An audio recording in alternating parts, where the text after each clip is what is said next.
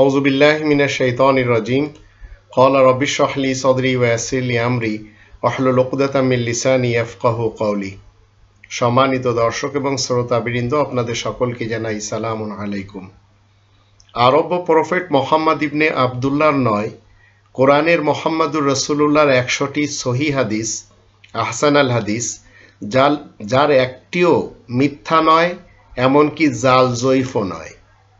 এর পর্ব নম্বর ৭, আহসান আল হাদিস নম্বর ৩১, সাদাকাতের সম্পদ ব্যয় করা নিয়ে আল্লাহ এই কোরআনে কি বলেছেন। ৫৭ নম্বর সূরা আল হাদিদের ৭ নম্বর আয়াতে আল্লাহ বলছেন, আমিনু বিল্লাহি ওয়া রাসূলিহি ওয়া আনফিকু মিম্মা জাআলাকুম মুস্তাখলাফিনা ফিহি ফাল্লাযীনা আমানু মিনকুম ওয়া আনফাকু লাহুম আজরুন কাবীর। তোমরা সবাই আল্লাহ তাআলার প্রতি আর আল্লাহ তাআলার বার্তাবাহক রাসূলের প্রতি আস্থাবান হও, আর যে ধনসম্পদে আল্লাহ তোমাদেরকে অন্যের প্রতিনিধিত্ব দান করেছেন তা থেকে খরচ করো। সুতরাং তোমাদের মধ্যে যারা ঈমান এনেছে আর সংশোধনের কাজে খরচ করে থাকে, তাদের জন্য বিরাট পারিশ্রমিক রয়েছে।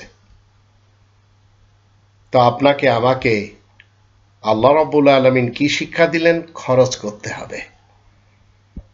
৩২ নম্বর আহসান আল হাদিস, জাল জয়ীফ মুক্ত হাদিস, কোরআনের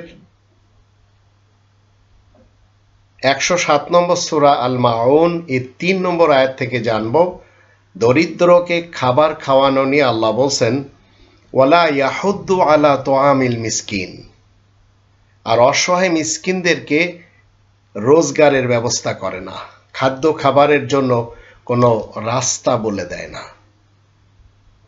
এই এক শ্রেণীর লোক পৃথিবীতে রয়েছে। অনেক দেশের নেতা নেত্রী এবং কর্মীরা তারা দেশের জনগণকে, দেশের অসহায় মিসকিনদেরকে রোজগারের ব্যবস্থা করে না, সব নিজেরাই লুটেপুটে খেয়ে থাকে। আর ৩৩ নম্বর আহসান আল হাদিস হলো অভাবীকে অভাব পূরণের উপায় বলে দেওয়া নিয়ে ২ নম্বর সূরা আল বাকারার ২৭৩ নম্বর আয়াতে আল্লাহ বলেন, লিল ফুকারা ইল্লাযীনা উহসিরু ফি সাবিলিল্লাহ লা ইস্তাতিউনা দারবান ফিল আরদ ইয়াহসাবুহুমুল জাহিলু আগনিয়া মিনাত তাআফফুফ তা'রিফুহুম বিসিমাহুম লা ইয়াসআলুনা আন-নাসা ইলহাফা ওয়া মা তুনফিকু মিন খাইরিন ফাইন্নাল্লাহা বিহি আলিম। যে সকল মুখাপেক্ষীরা আল্লাহ তাআলার কোরআনের কাজ করছে, জমিনে কোথাও যাতায়াত করা তাদের পক্ষে সম্ভব নয়, তারাই প্রকৃত হকদার। তাদেরকে এড়িয়ে চলার জন্য অশিক্ষিত মূর্খ জাহেল লোকগুলো তাদেরকে ধনী বলে ভাবে। তাদের চেহারা দেখেই তুমি চিনতে পারবে তারা লোকদের বুকে জড়িয়ে ধরে সাহায্য চায় না। আর তোমরা উত্তম জিনিসের মধ্য থেকে যা কিছু খরচ করবে আল্লাহ তা জানেন।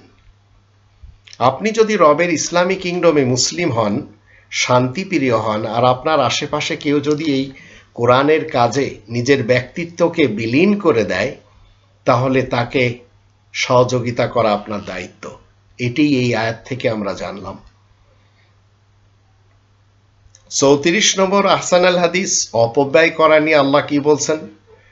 ১৭ নম্বর সূরা বানী ইসরাঈলের ২৬ এবং ২৭ আয়াত দুটি থেকে আমরা জানব, আল্লাহ বলেন, ওয়া আতিযাল কুরবা হাক্কাহু ওয়াল মিসকিনা ওয়া ইবনাস সাবিল ওয়া লা তুবাযির তাবযীরা ইন্নাল মুবাযযিরিনা কানু ইখওয়ানাশ শায়াতিন ওয়া কানা শাইতানু লিরাব্বিহি কাফুরা। আত্মীয়দেরকে তাদের হক দিয়ে দাও, অসহায় মিসকিন সত্য পথের সন্ধানী যারা, তাদেরকে হক আদায় করে দাও, অপচয় করে সব উড়িয়ে দিও না। একথা সত্য সুনিশ্চিত যে অযথা খরচকারীরা শয়তানের ভাই বোন হয়, আর শয়তান নিজ রবের প্রতি বড়ই অকৃতজ্ঞ, অবাধ্য।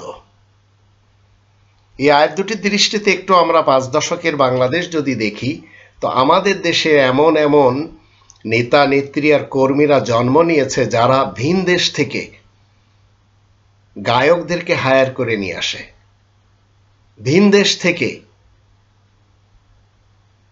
তারা রোবট আনে, কোটি কোটি টাকা খরচ করে, আর নিজ দেশের যারা তার আত্মীয় স্বজন, অসহায় মিসকিন, সত্য পথের সন্ধানী, তাদের হক আদায় করে না। অপচয় করে উড়িয়ে দেয়। আল্লাহ বলছেন এরা শয়তানের ভাই বোন হয়ে থাকে। এইভাবে প্রত্যেকটি ফ্যামিলিতেও আমরা দেখতে পাই, সোসাইটিতেও দেখতে পাই, আর দেশে তো দেখেই যাচ্ছি। 35 নম্বর আহসান আল হাদিস, এ ব্যাপারে আমরা জানব খোটা দেয়া,